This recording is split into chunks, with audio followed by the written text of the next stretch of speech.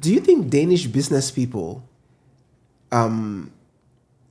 they go to work to build the business just to pay the bills? Or do you think they go to work to try to prosper and make a legacy business? Because the guy who did Spotify, isn't he Danish? He's Swedish. He's Swedish. Okay, sorry. Okay. I mean, it always comes back to personality for sure. Yeah, it's not for the race. But what I have seen, they don't like to work. They don't want to build anything. They actually now voting for 3.5 working days. What? Yeah. Yeah. Yeah. Or working week. Well, 3.5 days working yeah. week. Yeah. They'll end up behind the. And you can drink during the working hours, you know, like whenever you go to an office, it's full of alcohol in the fridge, you know. So just imagine you are drinking during your working hours. Yes, like yes. how productive are you? Okay. Now it starts to make sense. They are not taking it seriously. That's not the clients that we want. No, definitely not. Yeah, Definitely not. And there's a place for that mindset. It's just not the one that will, Yeah. That's very surprising because Denmark is a progressive country. Yeah, this is what the media is saying, yeah. But when you're actually living there, and then this is when you start, like, if you are drinking, taking all these psych drugs, you know, you are not aware of your environment. So Yeah. you just believe all the policies, they are coming to your face. That's right. And they are saying, yeah, taxes is really good for you. Okay, you know, they're not aware. You know what I mean? Right. But my question is, wouldn't you rather pay for your education or the education of your kids or for your health care, take care of your own retirement, than pour in a huge pile of money to the government and let the government take care of it? Yeah. I mean, I would definitely like to have my own choices. I like to make my own decisions because I know I can make better decisions for myself, for my family, for my business, for my team, than any government or any agencies. That should be our opening question. Yeah. Would you rather make your own decisions or have the government make the decision for you? Yeah. Because I think they are not making right decisions normally. Like I'm talking about the European, US governments, because they are not making the decisions that are best for you. No, it's for what benefits the decision makers. Exactly. You know, who are just individuals, people like me and you. And so they are catering to their own interest first. And then they whitewash the message, so you buy into it. But if you allow the autonomy to decide, this is where I want to go with myself, my family, my mind state, my health, my spirit, you're in a better position to control that vehicle. Yeah, exactly. And then there is no such a thing as a free education. There is no such a thing as free healthcare. There's no free anything. There is nothing. The free healthcare is the most expensive healthcare system ever. Yes. Ever. Like you normally, if you need to go to the hospital or to the doctor, and if you have the public healthcare, you'd rather, if you are a high net worth individual, I'm sure you will pay for the private. Absolutely. So that means you are the highest taxpayer because a high net worth individual is usually in the highest bracket of tax. That means you are the one paying the highest fee for the free healthcare system. And then if you want any checks or anything done with the doctor, then you pay for the private. So you pay multiple times of what you should be paying. Correct. Yeah. I think free education, free healthcare is a deception. Yeah. No, we saw that in the US, you know, when Obamacare came through, and it was like, yeah, we're going to cover everybody. And then you go to the hospital and they're like, yeah, you're going to need a surgery to fix that little thing. Oh, yeah, $8,000. And they're like, but I make $10 an hour. How am I going to pay $8,000? They're like, oh, well, we can't do anything. When you find the money, come back. And so it was this confusing thing that just seemed good because it said, oh, everybody has free healthcare. You're right.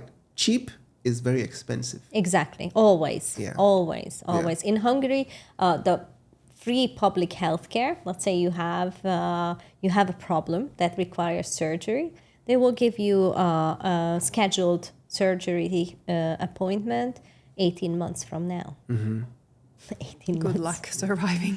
Yeah. So you'll never make it Yeah. until that. Yeah. But it's free. At least for free you can wait. Yes, yes. No, no. The way things are going, I want to have autonomy of my decisions. I want to be able to make sure that my family is never threatened by things that politicians are deciding. And I want to be in a position where we can affect change Exactly. directly and indirectly. And I want to provide that to everybody who has pride and desire to do better tomorrow than today. Exactly. I think you are the best decision maker for yourself Correct. and your immediate environment, and no other persons can make the same You're decisions. coming up with great lines. I wish I had my pen. Gran would be so mad at me for not having a pen. Luckily, it's recorded. That's right. Those questions. Who is the decision maker? Like, how do you start your day? Are you in control of your day, or do you let other things control your day? Yeah. Who decides what you do in your life? Is it you? Is it your attorney? Is it your CPA? Or is it the government? And I think that's the genesis of how we educate people about this place. Yeah. You know, if you believe you make decisions for yourself, right? Yeah, Would exactly. you consider? Exactly. And Cynthia mentioned earlier that people go and check with their attorneys, tax advisors, or accountants who most likely have never been here. Correct. Right? So you are comparing our experience, on ground experience with someone's opinion who has never ever been here, who doesn't know anything about the system here. And you expect that person who is basically dependent on your payments, his survival is dependent on your payments.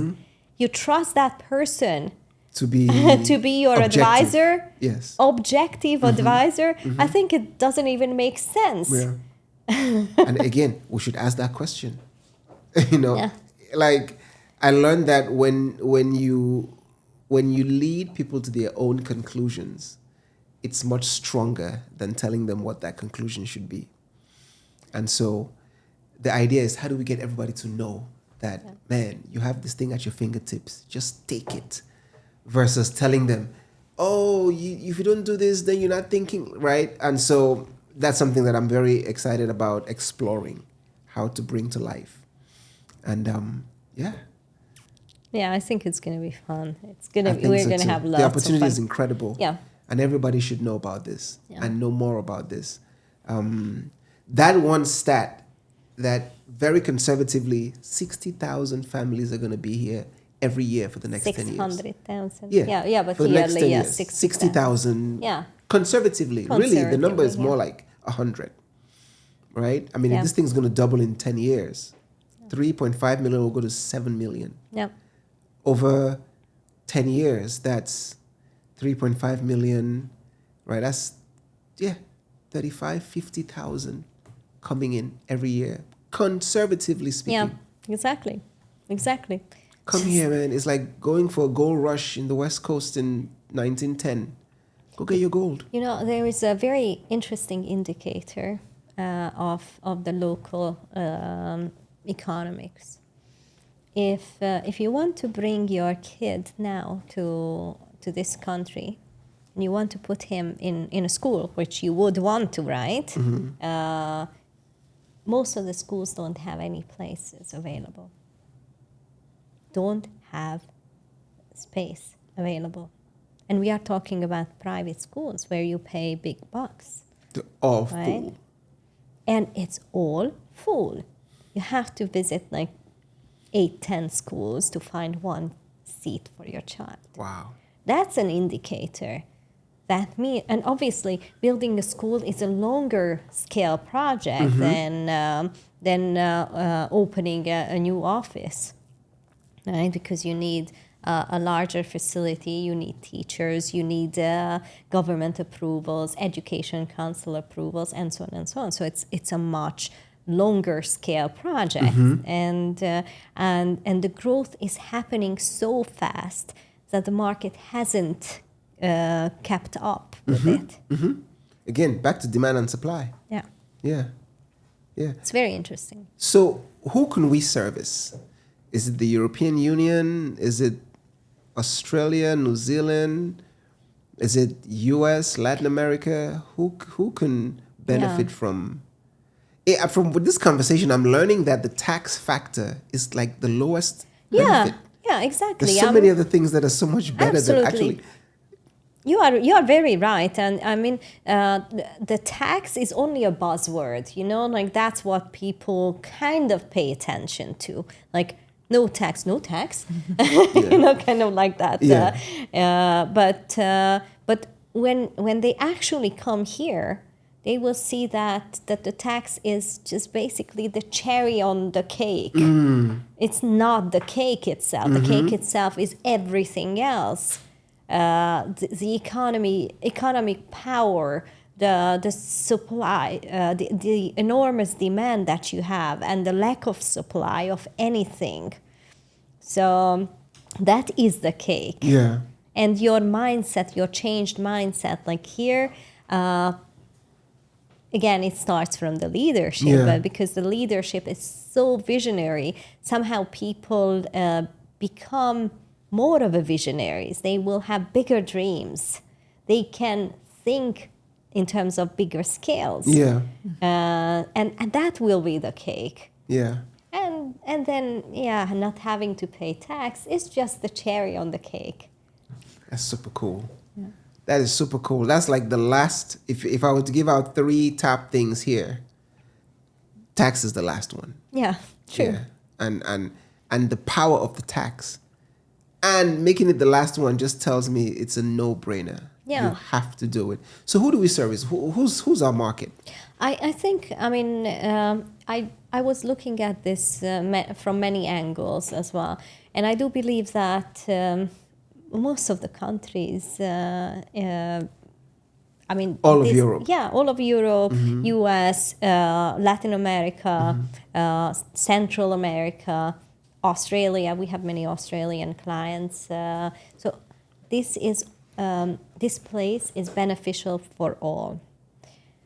Obviously, not everyone will open their eyes, or not everyone will be willing to even consider the opportunity. But I do believe that this is the best decision they can make. I strongly believe, and if I could shout out to make people wake up, I would do that all day long. Yeah. Wake up, come here. This is the best decision you'll ever make. Well, we will. We'll make a lot of noise. Yeah. Good. A lot of noise. First, they're going to criticize us for the noise. Then they're going to hate us for the noise. Then they're going to admire the noise. And then they're going to love the noise. And we're going to do that cycle over and over again. And so, yeah. I'm not afraid of being hated. No.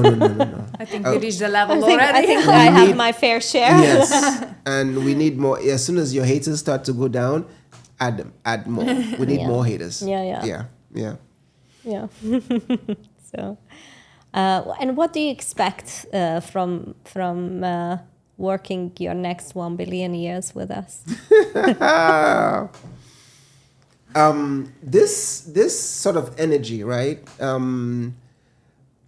What you just described, the compassion that's here versus the politeness that's in the US. In the US, most people are polite because it's societal. And to say hi and smile, it's what people do. There's no compassion behind it. So the compassion that the leadership here has started, has modeled, and the rest of the country is mimicking, right? When you can mimic what's modeled, culture is formed. And so that culture inside Beacon is what I expect, right? We all have individual goals. And my goals for the rest of my life, for posterity, is to be of service. I want to impact every circle I'm in a way that when I leave, they say, man, that guy Paul, man, I just feel good around him. And it comes from true compassion. And so I expect that to multiply. I expect to build resources so that I can do what I want to do for myself and my family. But I want to build it because I've earned the right to do it by being a reliable, dependable person. And so that's what I expect here. Sounds great.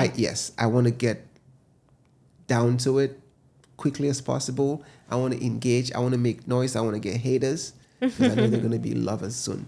Yeah. Yes. I don't mind that. Just today, I tell you a funny story. One of our clients came to the office. We did his visa renewal. And over the years, you become friends with the client. So it's hard to differentiate who's client, who's friend, because it kind of intertwines. Yes. And then it merges. And, Yes. and we know a lot about each other. Families grown, like babies were born, and you become friends. Yeah. And then this client of ours, he was telling me that, all I hear is you guys. You are all over. Wherever I go, it's you. I open the TV, it's you. I open the radio, it's you. I open the Facebook, it's you. This I love. That's good. I love. That's very good. They were not complaining, right? They were just observing. Exactly. It was an observation. Exactly. Yes. Yeah. Next time I'll be like, there's more coming. Yeah. You're going to hear more. This is nothing. This is nothing. Yes. Yeah. No, that's the thing. So what about you? What do you expect? What do you demand of yourself, your team? What's the top of that list? Yeah, so basically, first of all, before I answer, I have to give you my personal goal in life, okay? I have always been a freedom fighter, okay? What does that mean? I want people to do well. I want them to be well. I want them to live up to their full potential. So my personal goal is to create ever-expanding, wealthy businesses and people who are indestructible, right? Have I said it right? Indestructible. Indestructible. Yeah, indestructible. So no matter what kind of economics crisis comes, no matter what kind of political crisis comes, no matter which environmental disaster hits, their life standards will not fall below their needs. This is what I'm living for, okay? And I have found a perfect location where this goal of mine can become a reality for many. Yeah. And this is why I'm doing it.